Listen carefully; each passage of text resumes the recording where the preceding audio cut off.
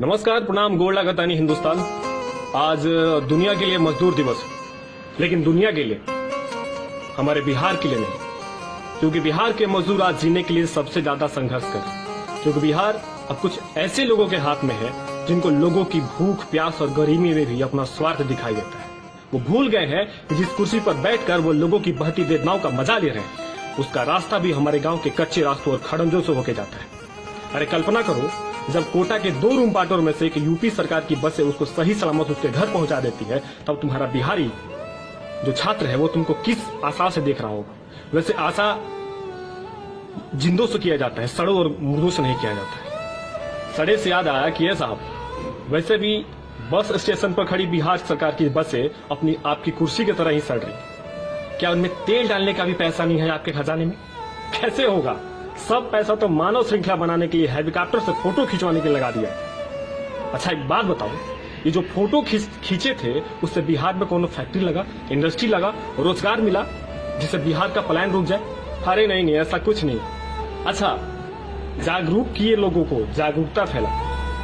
वैसे मंत्री जी, आपको एक बात बता दें कि आपने अच्छा किया, मानव श्रृंखला बनाकर लोगों को जागरूक किया, क्योंकि मानव श्रृंखला से लोगों को इतना फायदा हुआ कि बिहार की दोहरी राजनीति को समझने में बिहार के लोगों को ज्यादा दिक्कत नहीं हुआ।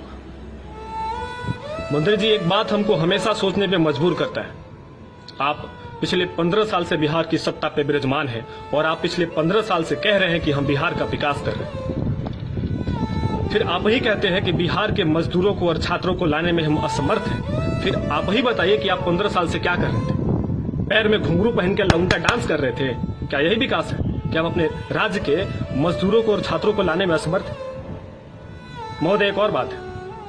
आप कहते हैं कि 17 लाख बिहारियों को लाना मुश्किल है। आप कहते हैं बाढ़ पे काबू करना मुश्किल है, चमकी बुखार का इलाज कर पाना मुश्किल है, बिहार में कंपनी लगा पाना मुश्किल है, युवाओं को रोजगार देना मुश्किल है।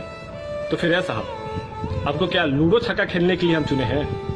जब सब कुछ मुश्किल है तो आज आसान है, वही कर दीजिए।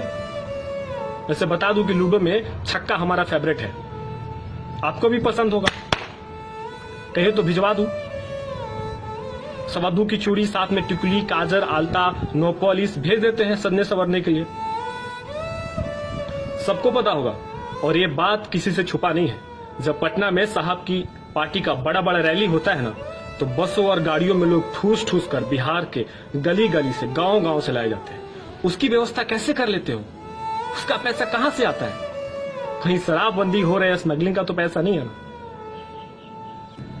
बिहार के लोग संघर्ष को बड़े करीब से जीते हैं, इसलिए छोटी मोटी चीजों को बहुत जल्दी भूल जाते हैं। लेकिन कुछ चीजें ऐसी होती है जो भुलाई नहीं जा सकती, क्योंकि एक माँ सब कुछ भूल सकती है, लेकिन चमकी बुखार से तड़प के मरते अपने बच्चे की आखिरी चीख को कैसे भूल सकती है? एक मुंबई में बैठा मजदूर घर से दूर अपने परिवार की मजबूरियों को कैसे सुनता है और रोज मरता है? एक स्टूडेंट अपने घर पर बात करके रोज रोता है। जब एक बेरोजगार रोजगार की तलाश में अपने गांव को छोड़ता है तब मरता है।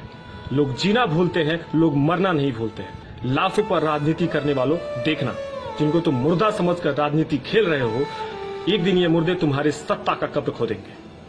जय बिहार।